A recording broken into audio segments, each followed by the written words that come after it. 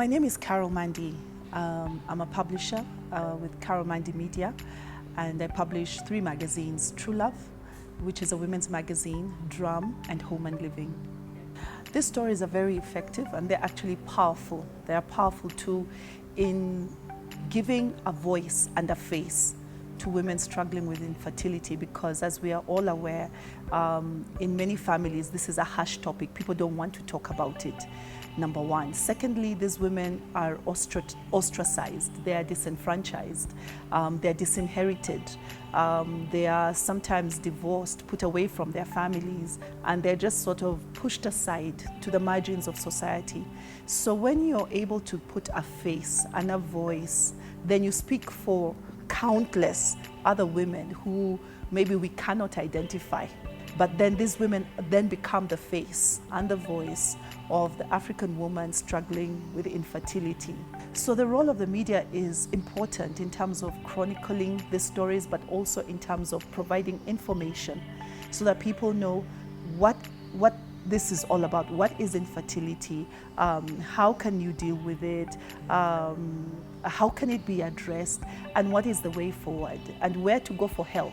Sometimes also that's critical because there's lack of information and people just feel alone, sitting in their own little corner, as if this is the one thing that's only affecting me. But it's a huge problem.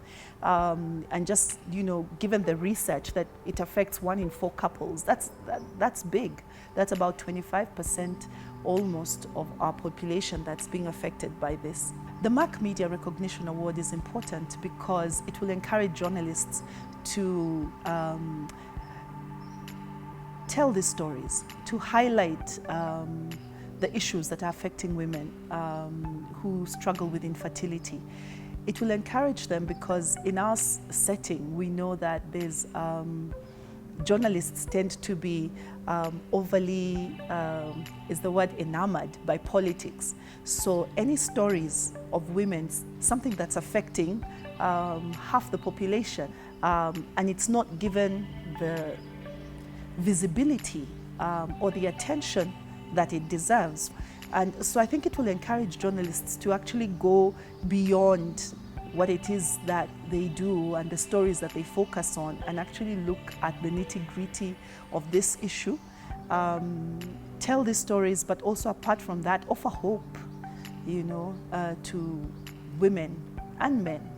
Well, the media can break the stigma by the messaging. It's about creating positive messages about this issue and women struggling with this issue, and consistently reinforcing these messages regularly on a weekly basis, on a monthly basis, but not just letting this be something that you talk about once a year, but that's something that comes up regularly and that it's given prominence, because it's a critical aspect of a woman's life and we need to talk about it, and we need to empower her to continue. She's no less of a woman because she cannot have a child. She's still a woman, and she's no less productive or meaningful to her society and her community because she has not born a child.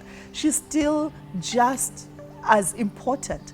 And so that message needs to be constantly reinforced. And once that is done, then I believe you begin to break the stigma.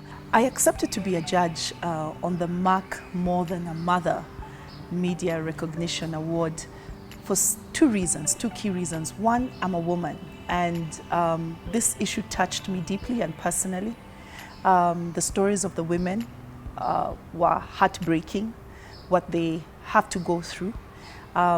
Being a mother, and a woman, I know just how I loved the whole experience of motherhood, and to not have that, sometimes through no fault of your own, nothing you have done, it's just something that has happened to you, and even sometimes it's not even anything that has anything to do with you as a woman. It could even be your partner who is unable to do this. But then the way the community sort of gangs up against these women, and I want to be part of helping these women get a voice, or just raising awareness towards this issue.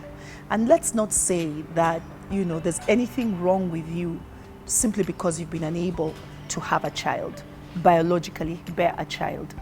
There is nothing wrong with you. You're still important, you're still useful, you still have so much to contribute regardless of that. So your womanhood is not defined by the fact that you can give birth. And yet culturally, it kind of was. Your worth kind of was, dependent on the fact that you could have a child, and in some instances have a male child. It wasn't even enough to have, children, as long they needed to be male children. So as a woman, those issues affect me, and they touch me on a deeply personal level. Secondly, because we publish women's magazines and we walk with women through every journey of their lives. This is a journey, 1 in 4 women will be going through at some point in their lives. We cannot be ignorant about it. We cannot be silent about it. So for me, publishing East Africa's leading women's magazine, it just made sense that yes, this is something that we definitely want to put our strength and our resources behind, and our support, moral or otherwise, behind something like this. What I can do as an ambassador is to continue to create awareness through our products, through our platforms, to tell the stories of these women, to provide a ray of hope, and tell those stories in a way that doesn't also further dehumanize them. Because there is a way that you can tell a story that leaves the person who's telling the story in a place of victimhood. I want to be able to have these stories be positive stories of women moving beyond this issue of their lives and still continuing to be useful members of society, and to believe that they are actually useful members of society. To be able to break that and to give these women hope by telling the stories or showcasing stories of women who are living or dealing with this issue, but still thriving in their communities, wherever they are. So for me, that's my commitment, is to continue to spotlight this issue positively.